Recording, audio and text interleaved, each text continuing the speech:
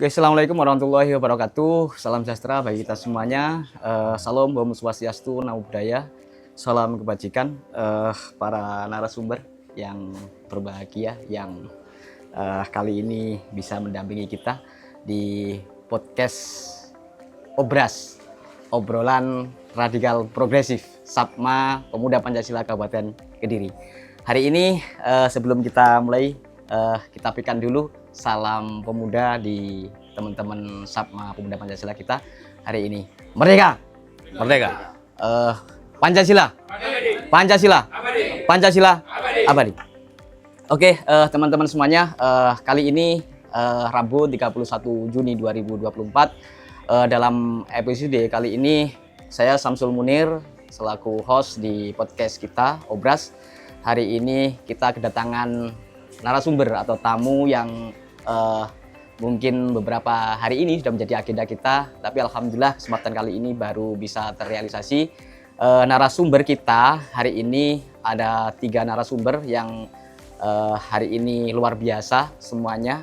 Di antaranya ada Pak Dr. Lutfi Jayati Kurniawan. Mas Lutfi, sehat ya? Alhamdulillah, sehat Mas. Yeah. Yang kedua ada Pak Dr. Myaskur SHMH, beliau juga luar biasa sekali. Ya, Mas Kur? Alhamdulillah. Dan yang terakhir kita temani oleh sahabat kita, teman kita di Pemuda Pancasila juga, khususnya di BPPH Pemuda Pancasila Kabupaten Kediri, yaitu Mas Heri Sunoto SHMH. Beliau juga bagian daripada kita yang nantinya juga akan mengawal kita atau membahas atau ngobrol-ngobrol tentang apa yang menjadi tema bahasan kali ini.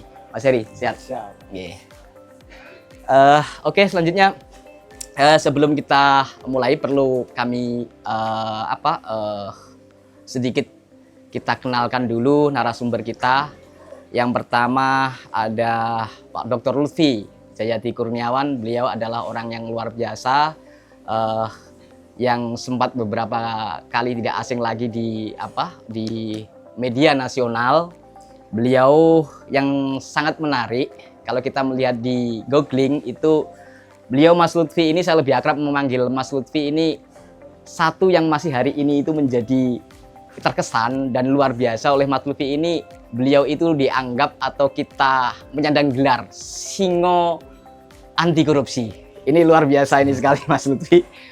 Beliau juga termasuk top 10 Capim Komisioner KPK RI 2019 ya, Mas Lutfi. Dan hari ini mudah-mudahan setelah nanti podcast ini beliau akan menggantikan atau menjadi PAW ya di pimpinan KPK RI, menggantikan yang namanya Bapak Firly yang kemarin sempat diberhentikan. Kemudian tak lupa juga yang kedua ada Dr. Myaskur, beliau akademisi yang disertasinya kurang lebih nanti itu nyerempet-nyerempet lah dengan yang namanya bahasan kita. Beliau adalah Dr. Myaskur, mewakili akademisi, kemudian juga bagian daripada praktisi yang konsen beberapa kali di isu-isu penegakan hukum di LBH Rakyat. Beliau adalah dosen di Hukum Tata Negara di UPDN, Universitas Pangeran Diponegoro, Nganjuk. Dan yang terakhir ada Mas Heri Sunoto, beliau juga akademisi, kemudian juga praktisi di LBH Rakyat juga, sama satunya lagi di Jayabaya ya, Jayabaya Kediri, Kota Kediri. Oke, jadi begini pemirsa podcast kita Obras, obrolan radikal progresif Sapma Pemuda Pancasila Kabupaten Kediri. Ini bahwa beberapa hari kemarin kita sempat dikagetkan oleh adanya pemecatan dari DKPP RI terkait dengan saudara atau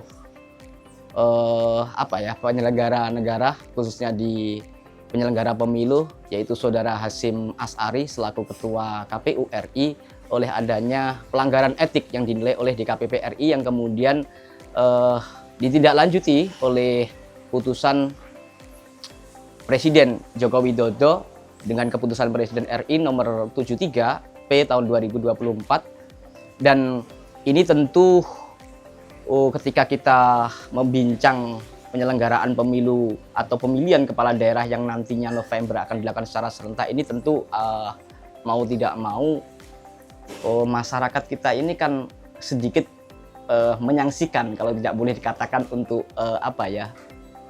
meragukan lah terkait dengan integritas. Oleh karenanya itu penting kita obrolkan hari ini. Yang pertama mungkin kita akan membincang tentang apa sih sebenarnya yang menjadi pertimbangan DKPP dalam rangka dalam memberikan putusannya terhadap pemecatan terhadap Ketua KPU RI tanggal 19 Juni kemarin 2024. Dan ini teman-teman di narasumber ini, kita kan kadang di masyarakat itu seringkali mendengar begini, sehingga artinya ketika kita mengikuti pemberitaan di media ini, terutama untuk Mas Lutfi ya, yang konsennya di anti korupsi, Mas Lutfi, masyarakat itu sempat ada semacam, artinya fenomena baru melihatnya. Bagaimana ketika relasi kuasa yang kecenderungan untuk dilakukan itu dalam hal korupsi yang lebih kepada yang namanya hal-hal yang bersifat materialistis, untuk memperkaya diri, kemudian untuk jabatannya, untuk keluarganya. Tapi ini ada satu fenomena yang baru di masyarakat. Kadang kita juga lucu sih, masyarakat ada yang bilang begini, kalau relasi kuasa itu untuk memperkaya diri sudah suatu hal yang wajar lah.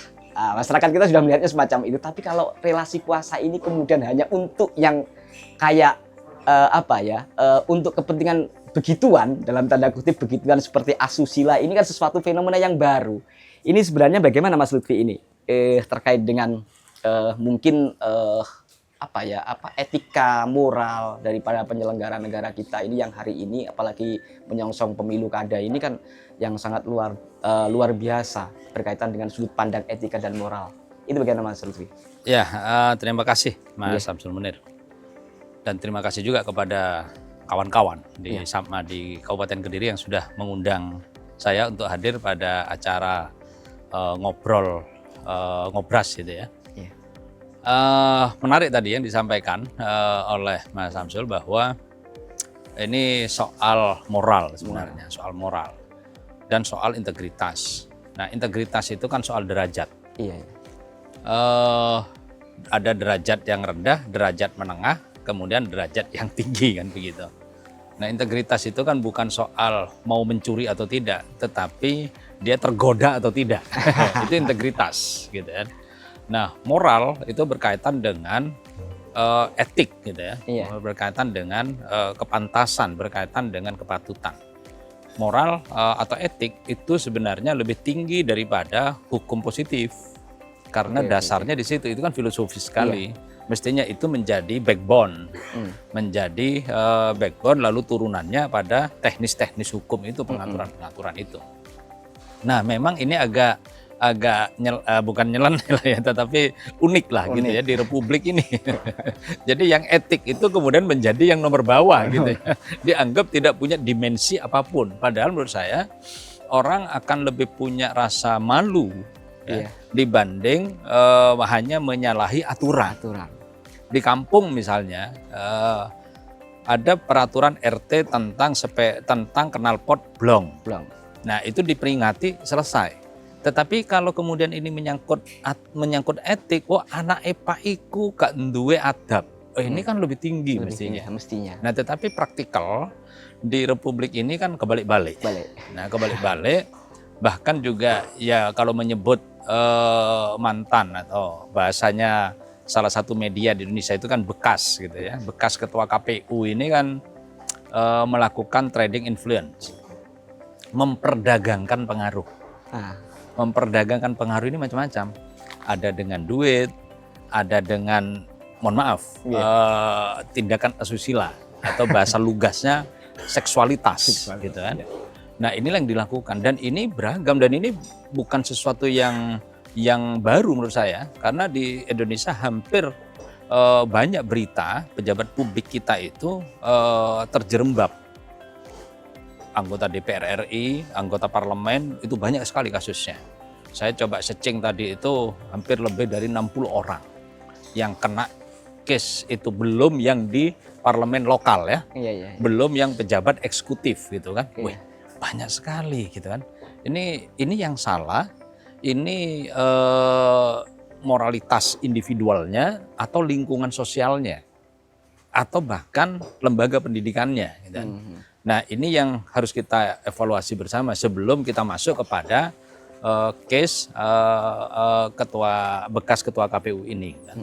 Nah, poin yang disampaikan oleh Mas Samsul tadi adalah ini menunjukkan bahwa satu ada reduksi makna terhadap etika bagi pejabat publik. Bahkan di share di kita itu kan beliau itu menyampaikan khutbah Idul Adha. Idul Adha membunuh kebinatangan. Nah, perilakunya juga seperti itu. Nah, ini kan hipokrit ya, hipokrit. Dan rupanya memang jabatan-jabatan publik di Republik ini banyak dipertukarkan dengan model trading influence tadi, hanya untuk merengkuh kekuasaan. Nah, ini membahayakan. Satu itu. Kemudian yang kedua, tentu ini menjadi beban berat bagi KPU secara nasional, baik itu RI maupun sampai ke PPS gitu ya. Kenapa demikian? Sekarang masyarakat udah nggak percaya gitu loh, nggak percaya terhadap instrumen demokrasi yang diselenggarakan oleh KPU. Saya banyak melihat misalnya KPU ini kan implementator, bukan politikus, tetapi perilaku komisioner itu kayak ketua partai. Padahal ini pelaksana undang-undang nggak boleh menafsir gitu loh. Tetapi faktual itu kan menjadi mufasir semua atas undang-undang itu. Nah, ini kan kacau balau. Nah, ini sampai ke level bawah, sampai di PPK atau PPS itu pegawai PPS atau petugas PPS atau PPK itu bertindak sebagai politikus. Bahkan ketika rekrutmen komisioner itu semua sudah kayak partai politik gitu kan. Ini kan mengerikan sekali masa depan dari lembaga penyelenggara pemilu. Bagaimanapun juga kita sepakat tentang demokrasi, wajib hukumnya ada pemilu. Tidak ada pemilu ya jangan bicara tentang demokrasi. Saya pikir itu Mas sebagai pengantar. Kemudian ini gilirannya Cak Kur ini.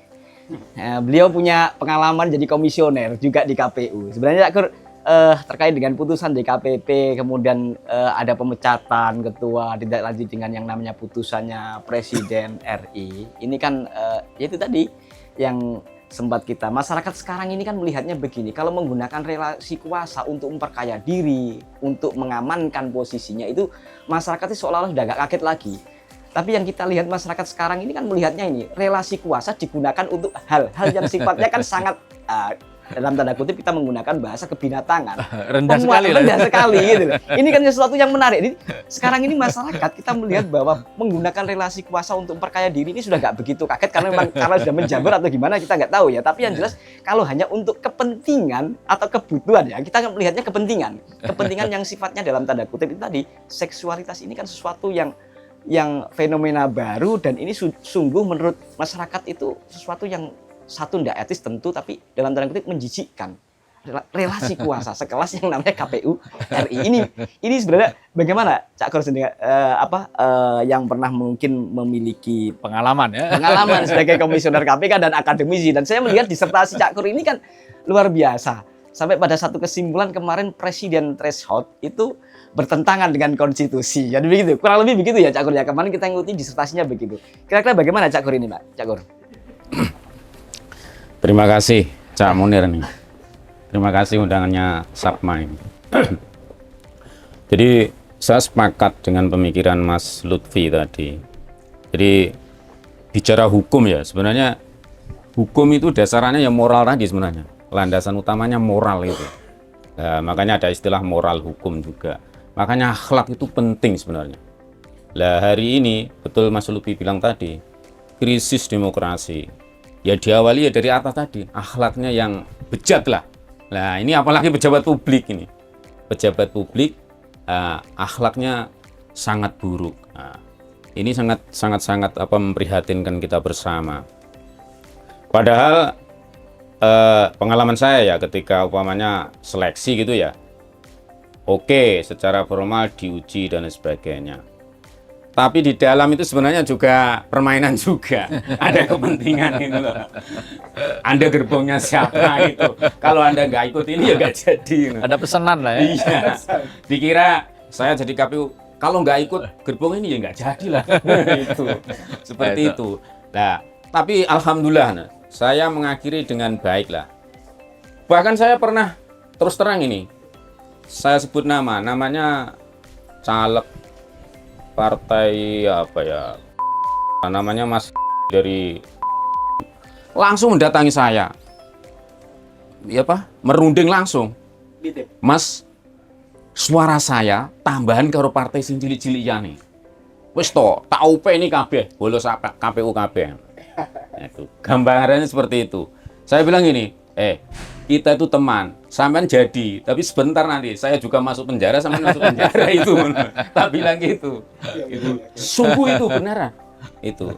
Jadi kalau saya tidak membentengi dengan perilaku yang baik, saya sudah wassalam itu. Yakin itu. Itu baru KPU tingkat rendah. Di kabupaten lah levelnya, apalagi di provinsi, apalagi di pusat. Fasilitasnya lebih. Iya. Apalagi seleksi dengan teman-teman kita di DPR juga. Judulnya aja uji kepatutan kelayakan. Yeah. Apa itu betul itu kepatutan kelayakan, Mas? Ya. Betul nggak itu? Saya yakin ya deal-deal juga. Nah, Pastilah. Iya, seperti itu. Jadi sekali lagi ya moral itu sangat penting gitu Ya. loh. Gitu. Moral, akhlak mulia. Ya gampangannya akhlak mulia itu kalau saya sebagai pribadi orang muslim ya sifat-sifat sidik lah dipegang, amanah, tablek. Kalau yang terakhir fatona itu gampang, itu cerdas itu gampang Mas ya. Bisa digoleki ya. Bisa, gampang itu. Tapi jadi orang jujur pernah jadi sendiri kan Mas. Ya. Nah, kita harus seperti Betul. ini, nggak bisa itu. Ya, alhamdulillah. Jadi makanya hukum tadi betul. Nilai dasarannya itu ya akhlak mulia tadi. Ini pandangan-pandangan pendekatan hukum kodrat. Tentu tadi Mas Lutfi bilang ada hukum positif. Lah cenderung hari ini semua itu dipositifkan. Maksudnya dipositifkan itu semua dibuat oleh penguasa, oleh DPR-nya sama eksekutifnya. Tentu itu ada reduksi, kadang melemahkan nilai-nilai moral. Lah, seharusnya punjernya ini harusnya ya pembentukan undang-undang ini harus dilakukan dengan yang baik gitu. Jadi maka ada istilah harus melibatkan partisipasi masyarakat yang bermakna. Lebih dari itu, makanya harus diawali juga teman-teman juga harus berakhlak mulia lah kalau jadi legislator lah itu. Nah, apa bisa seperti itu? Pertanyaan kita bersama kan. Itu saya kira itu Mas untuk pemantik diskusi. Oke. Untuk selanjutnya artinya kalau kayak tadi jadi Mas Lutfi kemudian Cak Nyaskur ini kelihatannya juga agak yang vulgar juga ya sampai nyebutnya. Tapi itu adalah fakta, kita bicara dengan fakta bahwa artinya ketika penyelenggara pemilu, penyelenggara pemilihan kepala daerah yang nanti itu serta artinya dari beberapa kali hajatan demokrasi kita dengan melalui pemilu itu ada sesuatu yang memang tidak saja di situ itu kita anggap bertabrakan dengan yang namanya norma. Bahkan kalau kita berbicara tentang norma, kemudian berbicara tentang etika yang levelnya itu dikatakan Mas Lutfi tadi itu lebih grade-nya itu mestinya harus ditaruh di paling yang level tertinggi karena tadi disebut akhlak dan moral. Ini kan kayaknya sudah terpenuhi semuanya. Berbicara tentang intervensi, kemudian saya harus sampai hitung-hitungan suara, itu sesuatu yang norma pun tidak bisa diterima, tetap etika pun apalagi kan begitu. Terus kemudian Mas Heri ini kan juga praktisi juga yang saya melihat Mas Heri ini kental sekali dengan kehidupan politik dan sebagainya. Artinya kalau kita kembali lagi kepada apa yang menjadi keputusan daripada Presiden Joko Widodo kemarin itu sempat melakukan yang namanya pemecatan lah dengan adanya keputusan tersebut.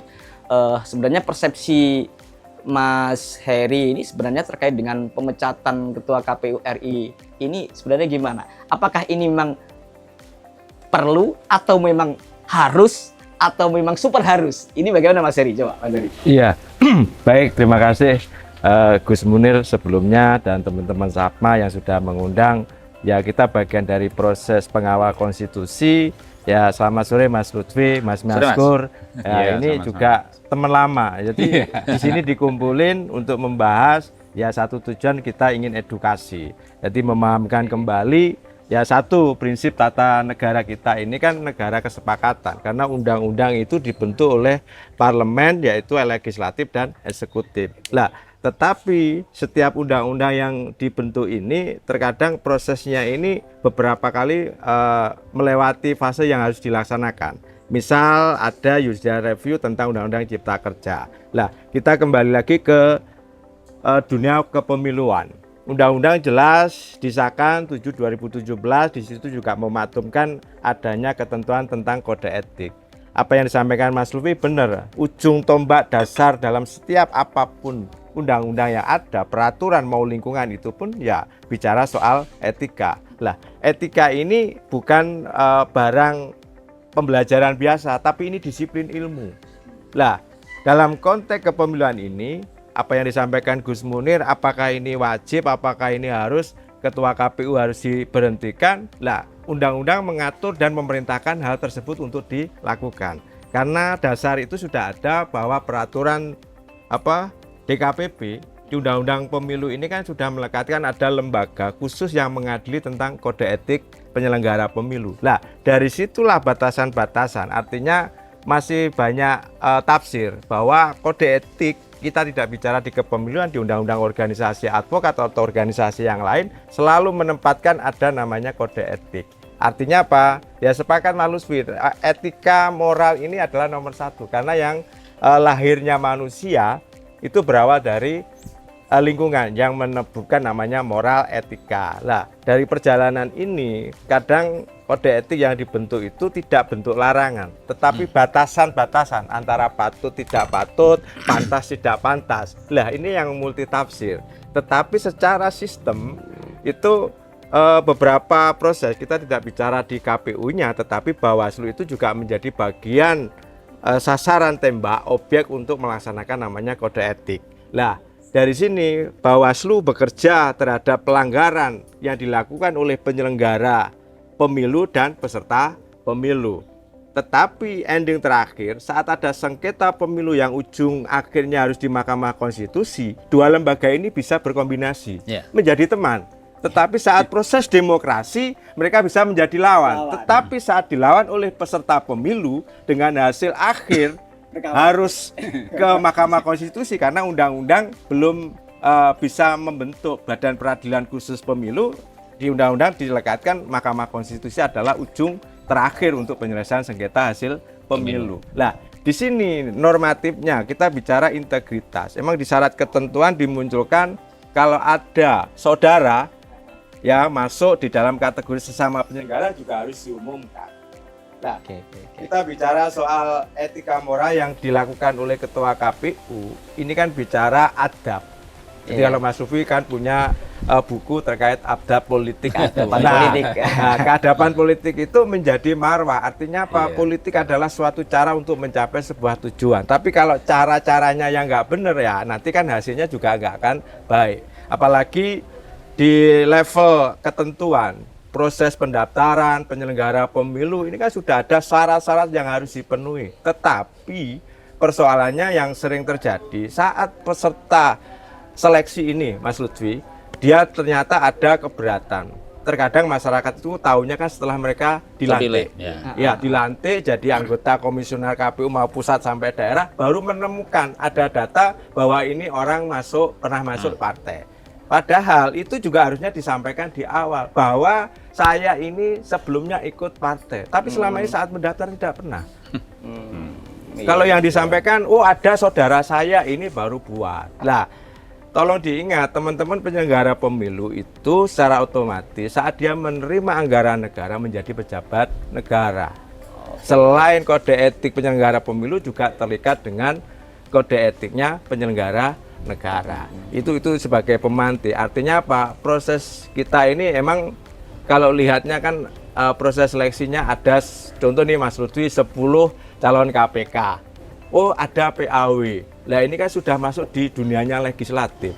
Saat anggota DPR-nya harus bermasalah, dia kena hukum atau diputus dari partainya, ada calon pengganti. Lah, inilah kadang kerja DPR kenikmatannya apa? Karena suka tidak suka partai politik ini juga tugas utamanya ikut ngurus negara. Nah, persoalannya kepentingan partainya, golongannya kita diajarkan dari SD dulu kan bahwa kepentingan umum lebih dulu daripada kepentingan pribadi. Lah ini umumnya siapa? Umumnya saya, umumnya Mas Munir, atau umumnya Pak Miaskur. Mungkin itu sebagai prolog di awal. Siap. Oke, tadi saya tertarik itu dengan yang namanya patut. Nah, berbicara tentang moral itu kan ukurannya memang kadang ya sumir, nisbi, atau mungkin agak remeng-remeng lah kalau bahasa kita itu apa halnya sifatnya sebelah.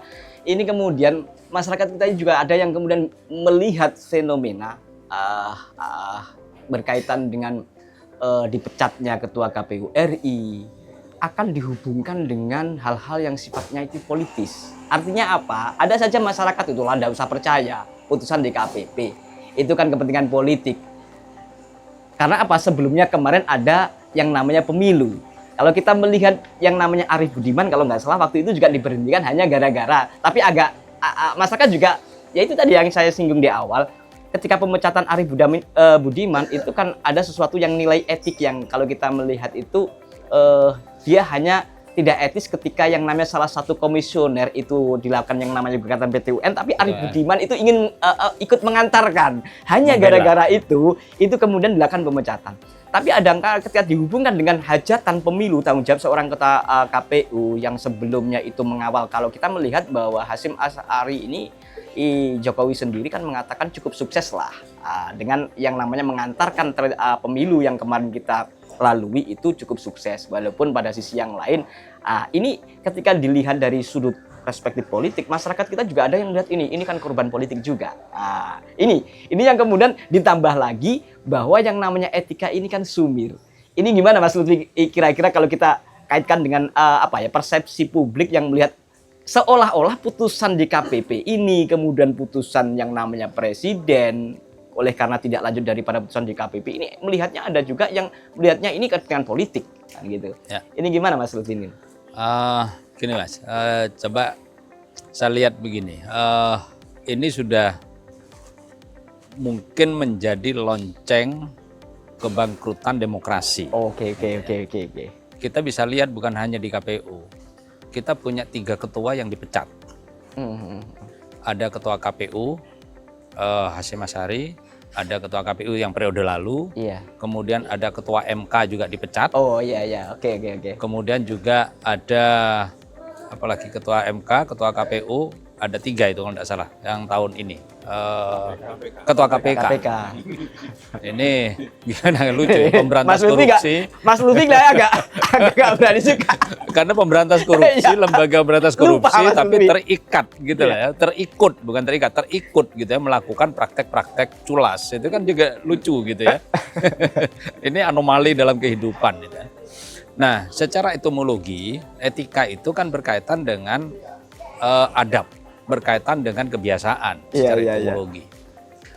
Etika itu kan secara ilmu, etika itu kan kumpulan nilai secara ilmu. Etika dalam perbuatan, ibaratnya saya sederhanakan begini. Pukul 11 siang, ada seorang laki-laki pakai celana pendek, pakai kaos singlet, duduk di teras masjid. Kalau dalam hukum positif itu akan disebutkan dilarang duduk pakai celana pendek dan kaos singlet menjelang duhur kan begitu. Nah ini kan tertulis. Iya. Tapi ada seseorang pada pukul 11 itu duduk di situ. Apakah takmir itu boleh melarang? Kan enggak. Enggak ada di Al-Quran yang melarang itu. Enggak ada di undang-undang yang melarang itu. Tetapi yang melarang itu adalah moral. Itulah etik, gitu kan. Nah itu kalau dalam ilmunya Mas Kir ini kan filsafat moral. Itulah yang disebut dengan kepatutan. Itulah yang disebut dengan kepantasan. Pantas enggak sih? Patut enggak sih? Nah ini yang kemudian saat ini kepatutan, kepantasan itu semakin kering Mas. Semakin kering. Dan makna integritas itu dimaknai secara simplifikasi sekarang ini. Integritas itu misalnya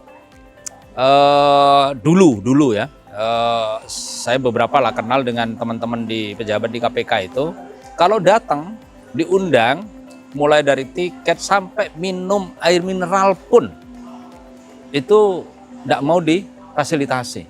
Dan saya dengan beberapa pimpinan itu kan banyak yang kenal gitu, dan saya menghormati itu. Bahkan tidak mau berkomunikasi dengan saya selama menjabat, dan saya memahami, dan itu clear. Itu namanya kepatutan. Itu namanya memahami, mempraktekkan tentang code of conduct. Nah ini kan tidak. Ketua KPK nonton badminton dengan orang yang sedang diperiksa. Ketua KPU main telepon dengan melakukan memperdagangkan pengaruh, gitu kan? Ya pastilah. Katanya Mas Samsul Munir tadi kan, ya pejabat tinggi dengan rendahan ditelepon relasi kuasa. Relasi kuasa lah. Iya. Nah itu kan ini yang menjadi masalah. Sama dengan Pak Ustadz ini misalnya di kampus panggil mahasiswanya, ya pasti Apalagi takut. mau bimbingan. Apalagi mau bimbingan. Relasinya kan terjadi itu. Relasi kuasa. Itu kan kemudian ditarik. Nah ini yang mesti kita jaga sebenarnya. Nah, saya tertarik dengan kawan-kawan organisasi-organisasi masyarakat sipil ini harus bekerja dengan baik, bekerja dengan keras untuk mengabarkan kepada publik bahwa masih banyak orang waras di republik ini. Nah, jangan kemudian kita ini ikut-ikutan tidak waras gitu kan. Ya hanya ikan mati saja yang ikut arus gitu kan. Ya, kalau ikan itu masih hidup dia akan melawan arus gitu kan. Nah, kalau kita sudah setara itu, ya buat apa kita turut serta dalam republik ini kan begitu. Karena bagaimanapun juga negara ini dibangun berdasarkan kesepakatan tadi. Berdasarkan kesepakatan untuk apa? Untuk menghadirkan keadilan sosial. Nah, ini yang tidak terjadi. Nah, poin terakhir yang berkaitan dengan KPU, ketua KPU, saya pikir itu kasusnya ini unik gitu ya. Mestinya kan kasusnya politik gitu ya. Ya. Lah ini kok kasusnya Begituan. ini unik sekali gitu loh. Ini enggak masuk dalam frame kita gitu ya. Yang normal ini. Kalau misalnya dia taruhlah memperjualbelikan suara, taruhlah dia meloloskan ini, kayak kasusnya Harun Masiku dan yang diduga itu PDIP dengan dengan siapa Komisioner Wahyu Setiawan yang sudah proses ini, itu kan akal ini kan masih bekerja. Masih menerima. Oh ini ada katanya Mas Maskur tadi kan masih ada pertukaran kepentingan politik macam-macam. Lah iki kan gak ono blas.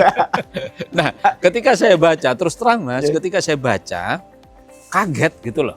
Saya di medsos macam-macam, mosok sih gitu kan, apalagi punya background pendidikan agama, pondok gitu ya, pengajar. Lah ketika saya baca salah satu media nasional yang runtut gitu kronologisnya, ya cuman nyebut aja, ya astagfirullah kok bisa begitu gitu lah, sederhana sekali gitu loh. Nah ketika saya baca juga putusannya DKPP, ya putusan DKPP itu argumentasi ideologis, argumentasi keilmuan, ya tidak seperti biasanya yang dilakukan. Yang saya baca ya murni hanya melanggar ya asusila. Ya wes nggak usah diperpanjang. Sudah melanggar bahwa itu, kok bisa begini. Nah ini kemudian saya pikir mulai rontok gitu ya, pejabat publik. Nah ini menunjukkan Mas bahwa sistem sosial kita yang kemudian melahirkan calon-calon pemimpin ini sedang bermasalah. Gitu. Jadi lingkungan masyarakat kita, lingkungan pendidikan kita ini bermasalah. Saya melihat bukan hanya soal Hasyim Asy'ari, tetapi ini soal lingkungan sosial dan lingkungan kependidikan kita. Tadi saya ngobrol dengan Mas Maskur misalnya jumlah lembaga pendidikan dari TK PAUD hingga universitas itu jumlahnya bertambah tiap hari. Tapi orang berpengetahuan tiap hari jumlahnya menurun. Mobil mewah saja itu diparkir di sebelahnya tanda P yang dicoret. Tidak sedikit jumlahnya orang nggak pernah mengajar puluhan tahun, belasan tahun, tahu-tahu sudah dapat gelar profesor. Nah iya, ini iya, kan ya, lagi rame ini. ini rumit sekali gitu lah. Kenapa bisa begini? Iya. Kalau kita ingat Al-Azhar itu berdiri, masjid itu, kampus itu tahun 900 sekian. Oxford 1500. 500. Kemudian teori pork barrel politik di Amerika itu tahun 1700-an. Lah terjadi sembako kalau di sini, bukan gentong babi gitu kan, tapi sembako di sini di pemilu kemarin. Ini kan pemilu yang sangat fantastis, barbar. Iya. Terang-terangan Mas, terang-terangan. Inilah problem bersama saya pikir. Nah, Pak Maskur ini yang bertanggung jawab di kampus. Oke, jadi begitu ya. Artinya apa? Bahwa memang kalau kita melihat dari sisi norma positif, hukum positifnya, kemudian sampai kemudian etika ini karena artinya ada satu tanggung jawab. Apalagi kalau kita kaitkan nanti di pemilu kada serentak November besok. Kira-kira dengan apa ya? Agenda kita di pilkada serentak besok itu kita tahu bahwa itu November akan dilakukan yang namanya pemilihan. Nah itu juga pasti tentu sebagai penyelenggara dalam hal ini ada KPU, kemudian Bawaslu, ada DKPP juga. Ini kan apalagi ditambah kemarin kita tahu sempat baca-baca yang agak ekstrim juga sih sebenarnya. Profesor Mahfud ini kan sampai ngomong bahwa yang namanya KPU ini harus diganti semuanya. Kemudian sampai pilkada KPU di tingkat kabupaten juga harusnya itu diganti semuanya karena ini sudah luar biasa kan begitu. Lah, apakah yang semacam ini Cak Kur dengan pengalaman jenengan ini di KPU kabupaten dan sebagainya, walaupun sebenarnya sih ada beberapa pendapat juga yang kemarin itu sempat ngomong bahwa ini nggak mungkin dari komisi berapa itu yang di DPR RI itu kayaknya nggak akan mungkin itu dilakukan yang namanya perubahan ketika pemilu kada ini kan sudah mepet sekali. Lah kira-kira tapi walaupun begitu untuk yang namanya tetap mempertahankan marwah daripada KPU yang ya mau katain bagaimanapun yang jelas ini kan sesuatu yang sifatnya sudah mencoreng marwah daripada KPU RI hanya gara-gara dengan begituan kasus seksualitasnya itu. Kira-kira apakah mungkin Cak Kur atau mungkin itu ada mungkin masukan ataupun mungkin pandangan dari Cak Kur ini terkait dengan marwah KPU RI berkaitan dengan pertanggungjawaban daripada KPU sebagai penyelenggara besok di pilkada ini Cak Kur. Kira-kira kalau ingin memastikan bahwa KPU yang kemarin ketika Hasyim Asy'ari itu dikomandani yang namanya Hasyim Asy'ari sebagai ketua KPU RI sudah dikenai yang namanya putusan DKPP, kemudian sampai keputusan Presiden Joko Widodo.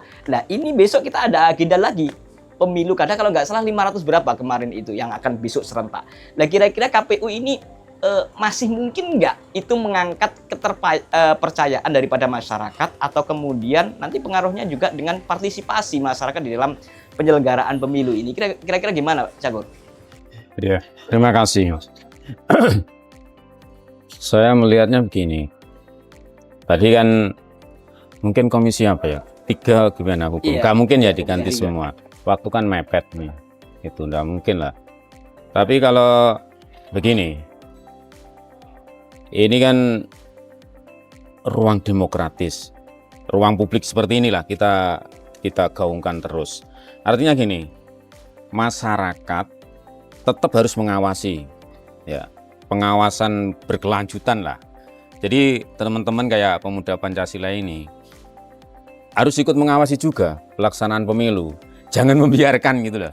Jadi maksudnya gini, di ruang demokrasi itu orang yang baik itu, umpamanya seperti saya orang baik gitu ya.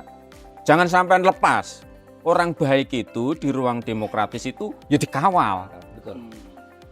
Jadi orang baik itu, memang backgroundnya sejak awal sudah baik. Tapi untuk berlanjut, Anda harus ngawal sampai tujuan akhir. Jadi yang baik itu ya harus dikawal, dikontrol lah. Itu dikontrol ketat.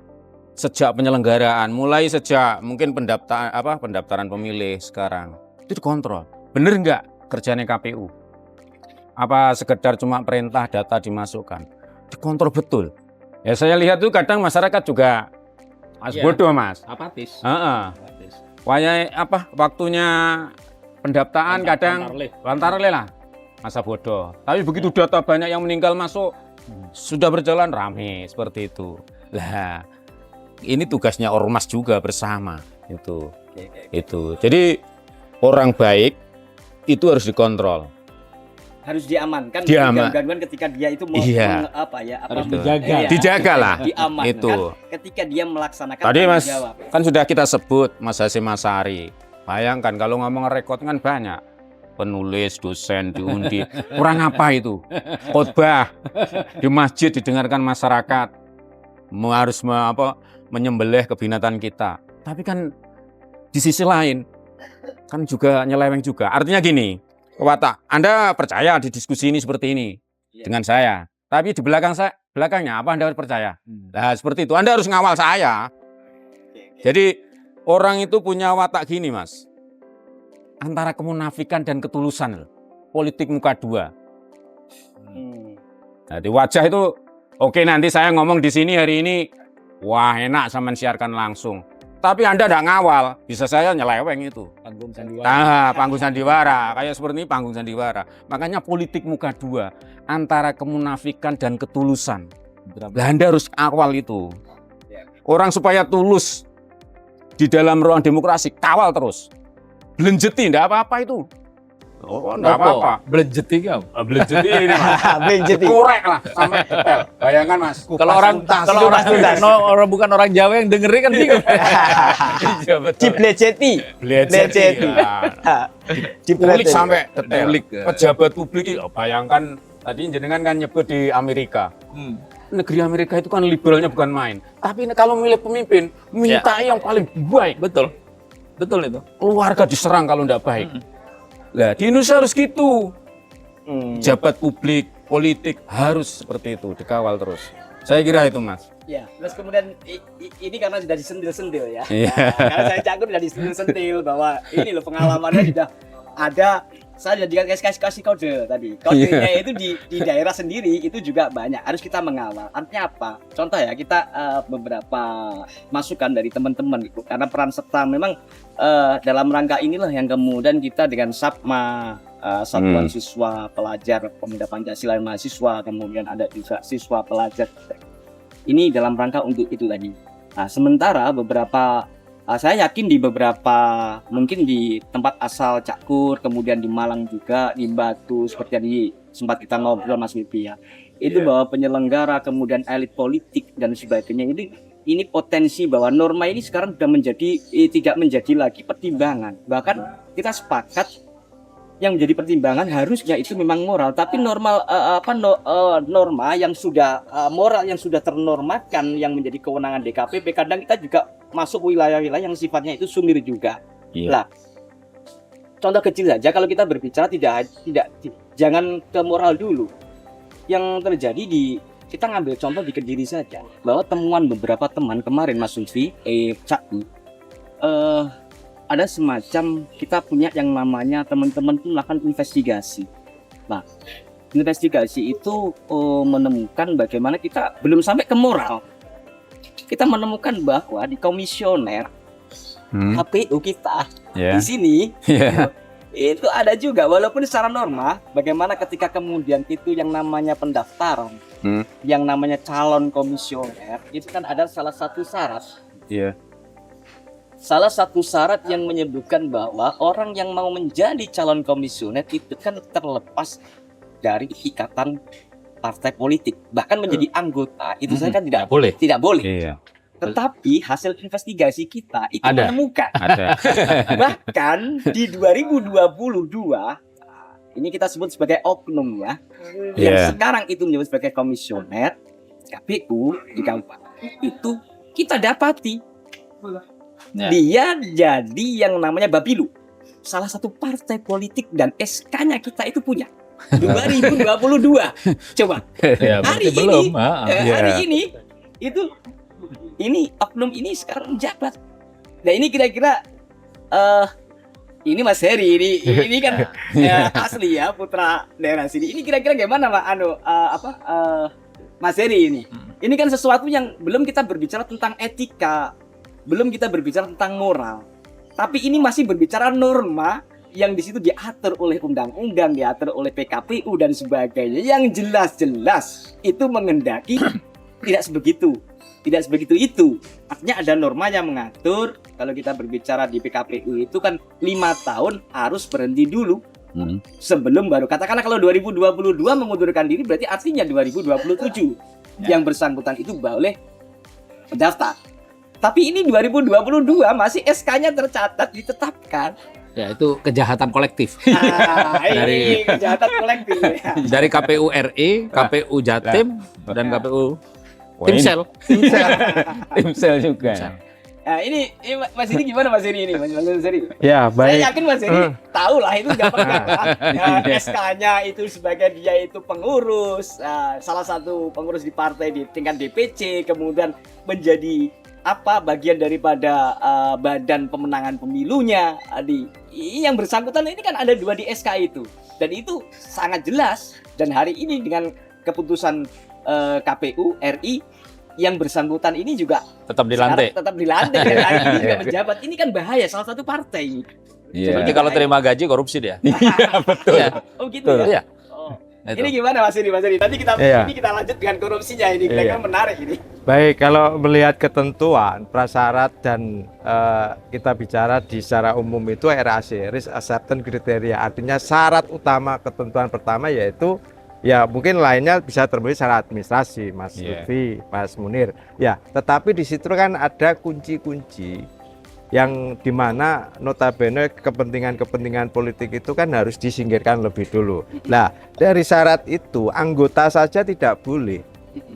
Kalaupun dia pernah jadi anggota, dulu 2019 itu ada keputusan 5 tahun setelah atau sejak dia mengundurkan diri. Nah, dari sini saat dia mendaftar tidak memberitahukan persoalan itu, berarti kan dia sudah membuat keterangan palsu dalam permohonan sebagai calon peserta penyelenggara pemilu. Nah, kalau ini nanti kita bisa buktikan, ya nanti kita berproses ya. Artinya undang-undang itu, peraturan itu kan katanya wajib diuji. Sudah layakkah ini diterapkan atau sudah layakkah ini membawa rasa keadilan dan kebenaran. Nah, dari sini kalau kita lihat 2022, ya kan nanti di partai ini strukturnya setiap partai beda. Tapi dari apa yang Mas Munir sampaikan, Gus Munir sampaikan itu kami cek bahwa organ partai yang termaktub di dalam ADART itu secara otomatis dia adalah bagian dari partai politik.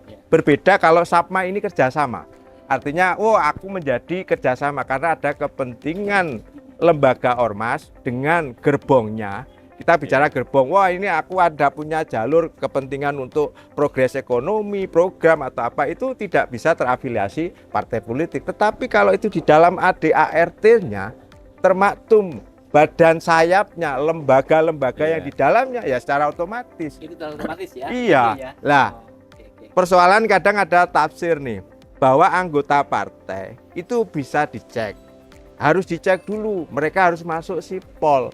Lah, SIPOL, Sistem Informasi Partai Politik. Lah, padahal SIPOL yang dibentuk oleh penyelenggara pemilu ini adalah alat untuk menuju verifikasi partai politik peserta pemilu. Jumlah sekian harus sekian ribu, daftar anggotanya harus dimasukkan sistem. Tapi kalau yang tidak dimasukkan, apakah tidak secara otomatis anggota partai? Ya otomatis. Apalagi dilakukan oleh struktur, karena partai itu punya teritorial dari DPP, DPD atau DPW, DPC atau DPD. Kalau di partai lain ada yang DPD, DPC, ada PAC, ada yang namanya ranting. Nah, teritorialnya ini akan menjadi kunci. Kalau mereka memasukkan syarat aja, jumlah kepentingan anggota hanya 1.000 saja, masukkan 1.000. Itu kan alat menuju lolosnya peserta pemilu. Nah, kalau ini kita buktikan, artinya apa? Integritas penyelenggara pemilu yang nggak akan mungkin menghasilkan hasil pemilu yang baik. Apa yang disampaikan ya, ini kan ada kontemporernya bahwa ada keterangan palsu, pernyataan palsu di dalam permohonan atau saat mendaftar. Resikonya siapa? Timsel. Ada mensrea itu. Mensreanya, gitu loh. Artinya Timsel. Ya, kita akan lihat. Kadang kan gini, proses rekrutmen ini kan ada pahaman yang berbeda kan begini. ada sanggahan masyarakat, Ya. ada surat terbuka, itu dianggap palang pintu menyelamatkan. Nah, Palang pintunya kayak ini loh, kan kami sudah sampaikan. Surat terbuka, silakan ada sanggahan atau tidak. Loh kalau kamu Jawabnya menentang lah. sekarang ya kami proses hari ini. Oh, Karena gitu. barang bukti, alat bukti bisa ditemukan kapan saja. Nah kalau ditemukan sekarang, berarti kita akan runut proses yang dijalankan. Selama ada mensreanya, semua harus bertanggung jawab. Apalagi kalau sudah terima gaji, tim sel, ya toh, komisioner yang melakukan proses rekrutmen, ya harus kembaliin dong duit negara. Oh, Kok gitu enak ya. itu loh. Artinya Tapi begini, seperti gini, mohon maaf kita potong. pasal ganda itu. Iya, mumpung kita ingat Mas Heri. Ini kan pada praktiknya karena teman-teman itu kan kita punya tim yang di situ selalu melakukan investigasi berkaitan dengan kita bagaimana mengawal yang namanya penegakan demokrasi, penegakan hukum. Kita tahu ya bahwa yang tadi disinggung bahwa ada sipol. Kita sempat juga menemukan bahwa salah satu soal kaitannya dengan sipol ini kan bisa ditarik lagi. Ini sifatnya real fakta yang terjadi. Salah satu mungkin oknum ini yang mau mendaftar, entah itu di KPU atau di Bawaslu. Kita dapati kita punya kok beberapa data-data berkaitan itu. Untuk menghilangkan itu nanti pembuktiannya kan pasti pakai yang namanya sipol. Tapi sipol pada prakteknya yang itu mestinya itu sebagai apa ya, kalau dalam bahasa penyelenggaraan pemilu sebagai salah satu syarat bagaimana partai politik itu kan layak atau tidak untuk sebagai peserta. Awalnya kan data sipol itu digunakan untuk itu, sehingga mereka itu biasanya banyak mengambil anggota-anggota, memperbanyak untuk memenuhi persyaratan bagaimana partai ini kan boleh atau layak atau tidaknya menjadi peserta pemilu. Ketika mendapati bahwa ada salah satu masyarakat yang tercatut dan dia mau mendaftarkan, maka ketika itulah dia membuat surat pernyataan atau surat kemudian ditindaklanjuti oleh misalkan ketua salah satu partai di tingkat cabang atau mungkin nanti di tingkat provinsi atau sampai kemudian pusat, kemudian ditarik lagi sipol itu, sehingga di situ track record atau rekam jejak daripada data di sipol itu bisa juga hari ini pun ketika saya harus terkendala oleh sipol ini tercantum, saya cabut hari ini bisa hilang. Ini kan sesuatu yang apa ya, artinya kalau kita kaitkan dengan Mas Lutfi tadi ada kejahatan kolektif, Mas Lutfi. Ini gimana Mas Heri ini untuk menyikapi yang demikian ini? Ini kan sesuatu yang misalkan masyarakat melakukan kontrol. Kita tahu bahwa orang tersebut sipol sebelum ditemukan oleh masyarakat ini kan masih aktif, tapi ketika dia sudah masuk diselamatkan lah. Dan ini saya pikir yang kita bicarakan oknum-oknum tersebut hari ini kalau kita cek di sipol itu pasti sudah hilang itu karena sudah ditarik, sudah dihapus. Ini kan artinya mau tidak mau bahwa kita dihadapkan pada satu fakta, tidak hanya penyelenggara pemilu, tapi kembali kepada tema atau apa yang menjadi obrolan kita hari ini kan, etika ini sesungguhnya tidak cukup hanya dimiliki oleh penyelenggara pemilu dalam artian komisioner KPU, Bawaslu atau mungkin DKPP, tapi pada sisi yang lain para elit.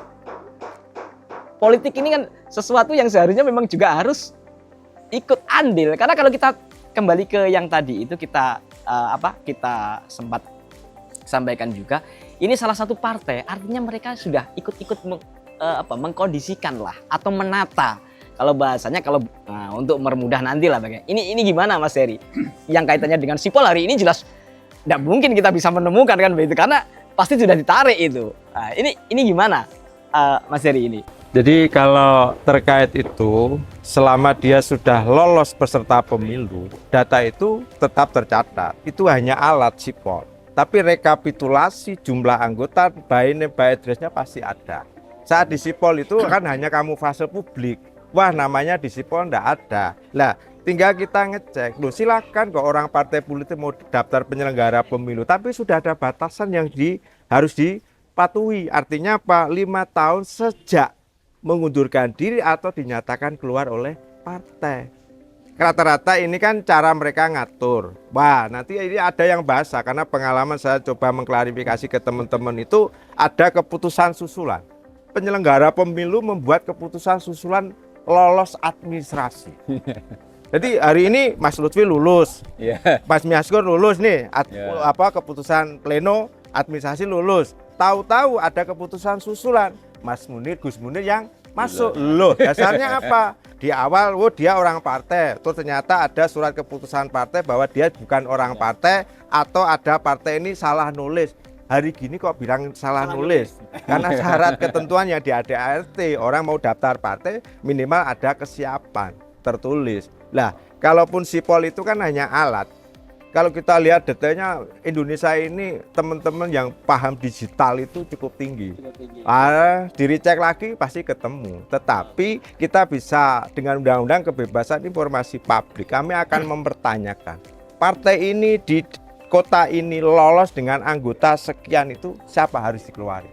Hak publik. Karena kita menduga ada salah satu penyelenggara pemilu yang hari ini dilantik itu adalah bagian dari partai politik. Ya, inilah soal etika dan integritas harus terbuka. Saya tertarik dengan Mas Lutfi tadi.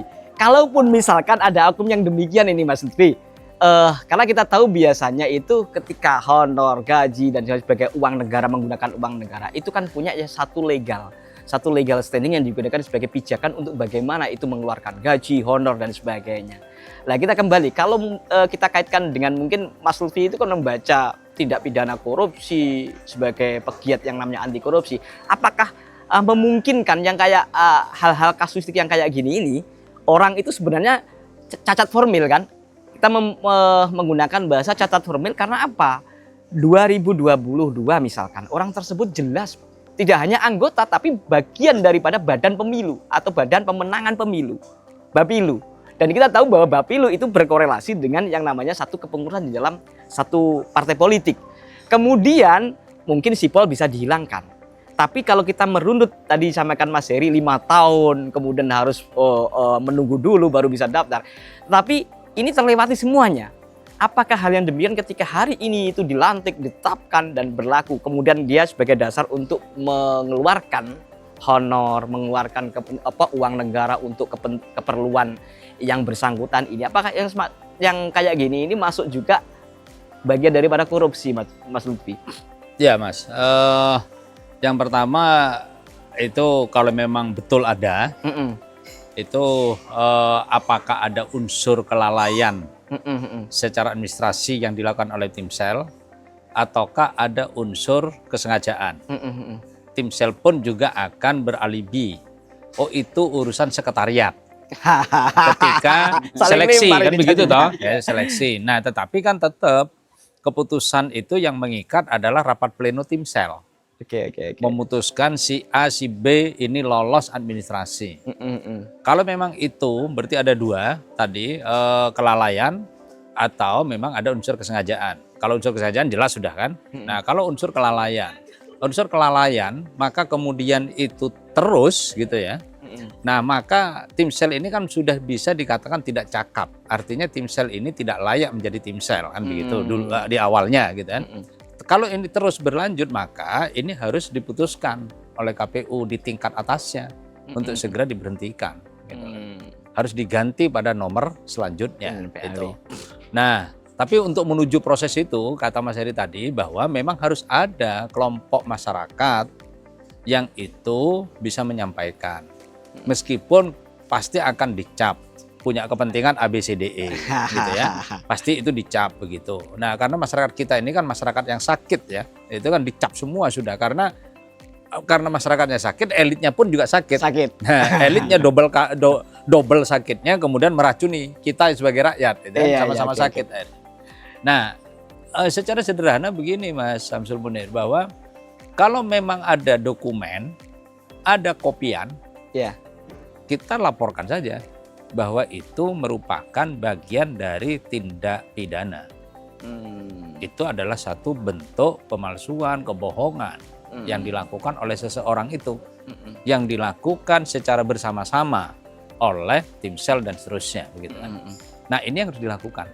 Memang betul, selama tidak ada yang menyampaikan kepada aparat penegak hukum, maka dia tidak akan dijatuhkan. Karena tadi di awal bicara tentang etik, nah kita ini kan sudah hilang, ya. Jadi tidak ada lagi sekarang toko yang menjual urat malu, itu sudah nggak ada, gitu ya. Sudah semua sudah biasa lah, gitu kan. Nah, Oleh karena itu sederhana menurut saya, kalau teman-teman di Kabupaten Kediri ini punya dokumen itu, laporkan saja. Atau dipublikasi, disampaikan. Lah itu kan cuma fotokopian, nah itu kan bisa jadi petunjuk awal. Ya, sebagai petunjuk awal. Ya kan bisa ditanya siapa pengurus, siapa ketua partainya di zaman itu, siapa sekretarisnya di zaman itu. Surat ini keluar di zaman, oh gampang sekali itu, gampang sekali. Nggak sampai 2 jam selesai kok itu, menginvestigasi itu. Baru kalau kemudian tentang apa namanya pencucian uang itu baru. Oh, iya, Kalau iya. cuman begitu, aduh gampang sekali mas. Iya, Itu siap. asalkan ada kemauan, ya. Asalkan ada kemauan. Nah memang unik ini. Ini kan urusannya hukum ya, urusannya aparatus hukum. Ya. Nah, tapi ini kan kemudian dibebankan kepada kita sebagai masyarakat untuk melaporkan. Dan ini sekarang misalnya adakah kelompok masyarakat yang mau, kalau berani saya pikir orang Indonesia itu nekat-nekat. Mau atau tidak? Nah, karena ada yang mau, ada yang sudah wis talah karep-karep wis plok-ploken kabeh wis. Ya, ada yang begitu Apatis, karep-karep sudah apatis. sudah apatis Mas, gitu lah. Dan ini menguntungkan oligarki. Dan ini menguntungkan para elit komprador-komprador itu kalau kita semakin apatis. Semakin habis, semakin tidak ada Sapma, semakin tidak ada Mas Heri, semakin tidak ada Mas Samsul Munir, Mas Maskur ini, ya semakin habis nih. Mereka merajalela. Ya kalau sudah merajalela ya itu Menang. katanya Ali kan betul sudah. Iya. Kejahatan yang terorganisir mengalahkan kebaikan yang tadi tidak terorganisir. disampaikan sendirian Iya. gitu lah. Nah ini yang mesti kita lakukan Mas. Saya pikir mudah kok, gampang itu. Oke. Jadi intinya harus kita lawan kan, Ya. begitu ya, harus kita Betul. lawan.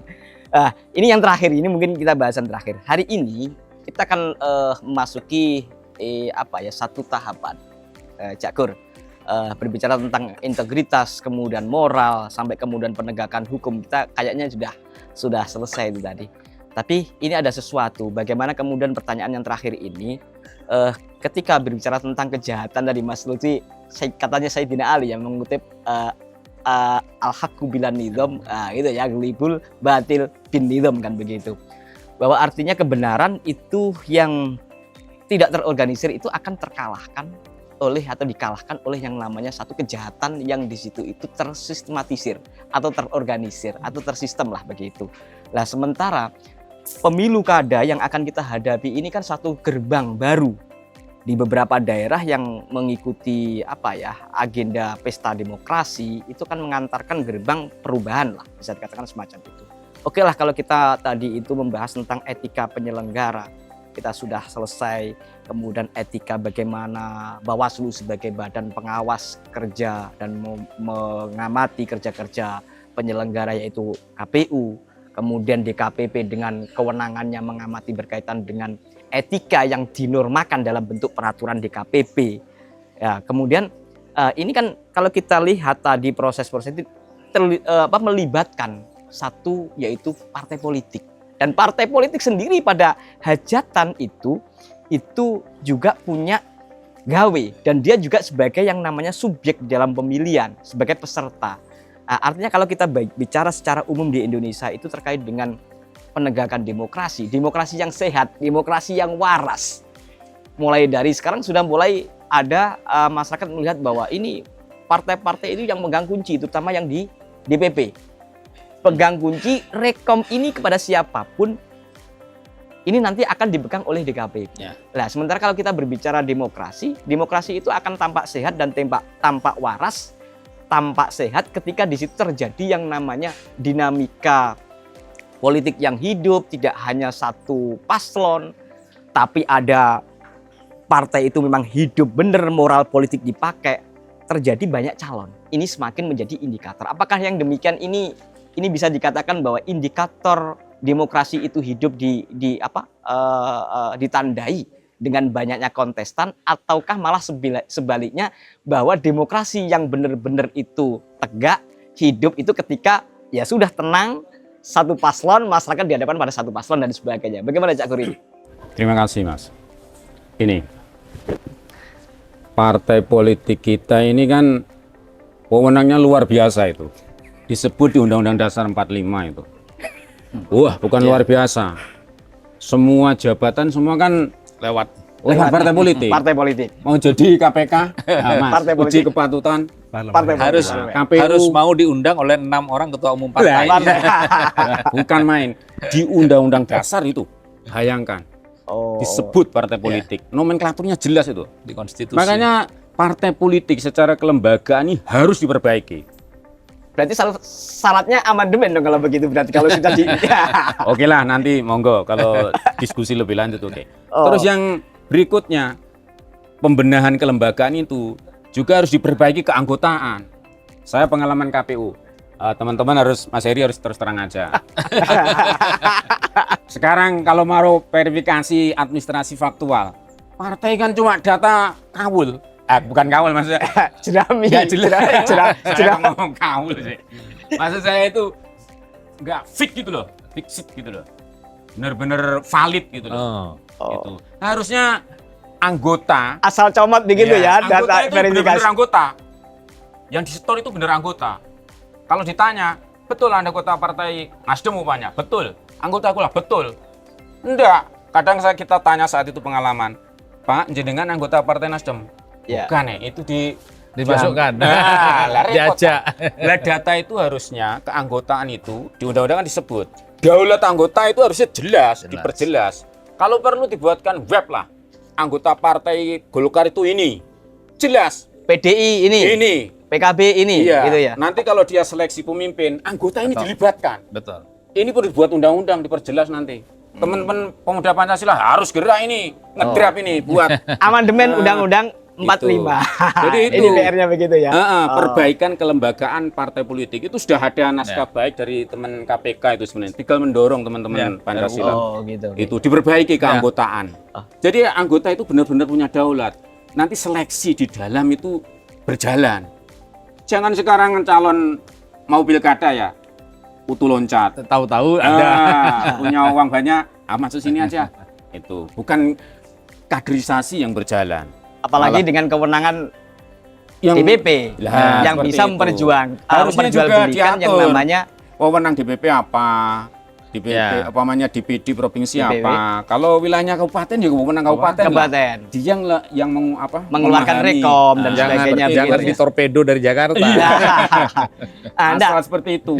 Nah, artinya Undang-undang kalau itu diperjelas. artinya kalau menurut Gitu. Mas Lutfi yang kayak gini, ini kan sudah menjadi satu sama lah, tidak hanya partai A atau partai B, tidak hanya berlaku untuk PDI, Golkar, kemudian Nasdem, kemudian PKB, kita tidak berlaku itu. Tapi kayaknya semua partai memberlakukan ada semacam kayak gitu ya, Ya. bahwa rekem kepala daerah itu kan Harus langsung Jakarta. harus Iya. petunjuk wahyu dari yang namanya DPP. Jakarta. Ini kalau kita lihat dari Mas Lutfi kan punya keadaban politik, Iya, membincang kekuasaan, merawat kewarasan. Hmm. Dan juga ada yang ini luar biasa ini, Republik salah kelola ini. Ini kalau dilihat dari sistem yang kayak gitu, itu sebenarnya demokrasi kita itu.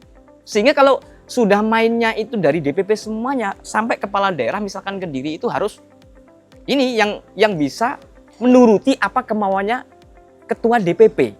Ini artinya kalau kita berbicara tentang otonomi daerah, sebenarnya demokrasi kita itu bisa dikatakan sudah sehat atau belum, Mas Lutfi ini sebenarnya? Satu, itu demokrasi kita ini disebut dengan demokrasi poliarki. Poliarki ya, Poliarki. poliarki. Yang kedua, partai politik kita ini sentralistik. Yang ini asimetris dengan konsep otonomi daerah. Pemerintah sudah didelegasikan, diotonomisasi. Tetapi untuk mencari pemimpin di daerah, partai politiknya sentralistik. Nah, ini kan unik gitu ya. Unik. Ini beberapa waktu yang lalu, saya pernah didatangi oleh pimpinan partai politik di tempat saya. Oke.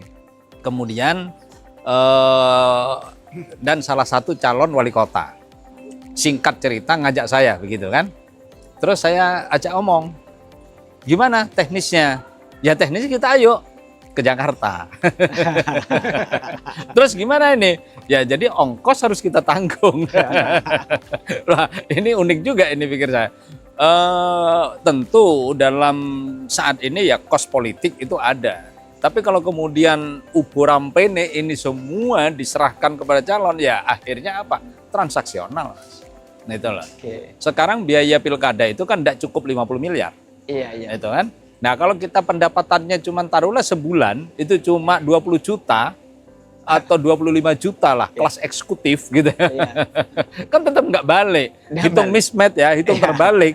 Selama 5 tahun menjabat, nggak balik, Mas. Iya. Nah ini, jadi memang demokrasi kita ini masih dikelola secara tidak sehat. Nah mungkin nanti saya kirimin buku lanjutannya ini Oke, siap, tentang siap. demokrasi tidak ada nalarnya. Ya. Oh, demokrasi tidak ada nalarnya. Ini buku baru ini. Demokrasi Nah, tidak ada nalarnya. Ini apa namanya? Ini merupakan satu hal yang paradoks gitu. Oke. Jadi paradoks, nggak ngerti tapi ikut memutuskan. Ini kan paradoks namanya. Oke. Dan ini bahaya, Mas. Oke, saya kira kita sudah sampai di penghujung waktu. Kurang lebih sudah ada 1 jaman setengah ini. Saya menyimpulkan dari obrolan kita yang kita namai dengan obras ini, obrolan radikal dan progresif ini, sesungguhnya kalau kita tadi dari A sampai Z ini kan pentingnya bahwa dapat kita simpulkan bahwa negara kita bisa disimpulkan negara kita ya demokrasi ini sudah tercederai. Butuh satu kesadaran, atau kalau bahasanya Mas Lutfi tadi itu kewarasan lah. Kewarasan di dalam berdemokrasi, terus kemudian keadaban di dalam berpolitik ini menjadi sesuatu yang penting semuanya di teman-teman pemirsa podcast kita Obras Sapma Pemuda Pancasila Kabupaten Kediri.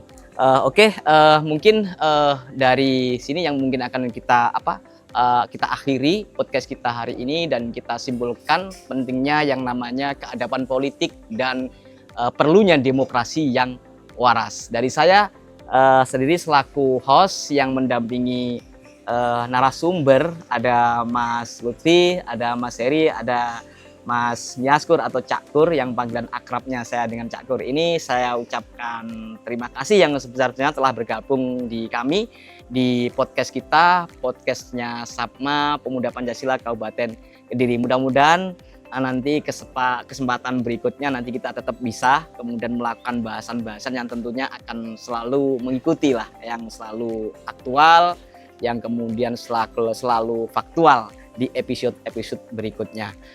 Demikian dari saya selaku host daripada podcast kita. Ada kurang lebihnya saya menyampaikan dan mendampingi para narasumber. Saya mohon maaf yang sebesar-besarnya. Akhiru qouli hadza ihdinas siratal mustaqim. Wassalamualaikum warahmatullahi wabarakatuh. Pancasila. Pancasila. Pancasila. Merdeka. Terima kasih. Oke. Oke.